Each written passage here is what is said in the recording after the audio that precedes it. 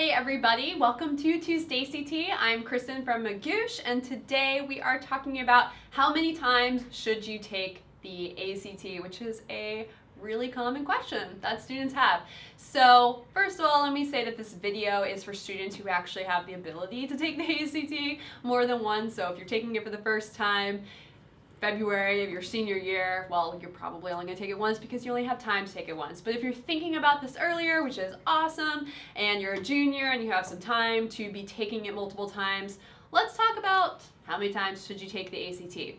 Now, I would say that on the low end, 1 time is how many times you should take the ACT, and on the high end, 4. And that's really, really rare. So let's talk about these different buckets and what type of student you might be and why you should be taking the ACT between 1 and 4 times. So 1, all right, 1 time. Sometimes you are very fortunate and you get the score that you want to on the ACT the first time, and that's awesome. Now here's like the students that you should be, if you're one of these types of students that you might want to just stop with 1. So you know what schools you're applying to. So you know what your goal score should be, and you know that you are above the range, the middle 50%. So the 25th to the 75th percentile, which you can find on the school's website or on US News and World Report rankings. If you are above that, you know that you are for all the schools you're applying to, then you may want to just stop with 1 time and focus on the other aspects of your application. You might also want to stop with 1 time if you've done a lot of prep for this test and your performance on the test exceeded your expectations. You did better than you did on your practice test. You might want to just go ahead and sit back, say you're done. Call it, get out of the game then when you're ahead, okay? So that would be 1 time. Now, the more common situation for most students would be taking it 2 or 3 times. So 2 times is, I would always tell you to plan for at least 1 time and a retake. Anybody should plan for that because something can always go wrong in the first time, and because the ACT reports back that most students do improve on a retake. So your chances of doing better if you take it a second time are slightly higher. They're not crazy high though. So again, if you were in that 1 group, maybe you want to just go ahead and sit back and say that you are done. But most students, you're going to take it twice. You'll learn some things the first time, maybe you'll shake off some of those nerves, and that second time you will do better. So that's kind of the typical situation. 3 times if you must. So this means that maybe something went wrong on one of the tests. Maybe the first time you weren't prepared for it, the second time you got sick. Okay. 3 times, you might want to go ahead and take it that 3rd time to get the score you want.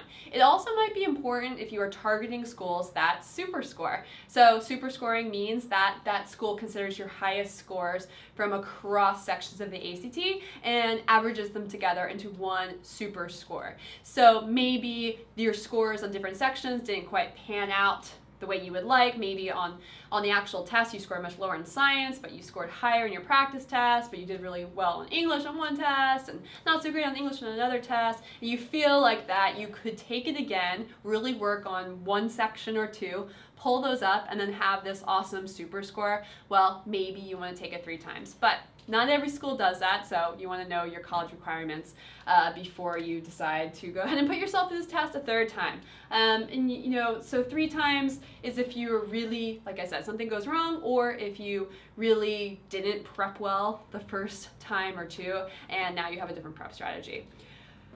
4, I'm going to call this max. In my experience, I've never seen students really benefit from taking the ACT more than 4 times, and it is rare that I see them benefit from taking the ACT 4 times, but I have seen it, so that's why I'm setting it at my max.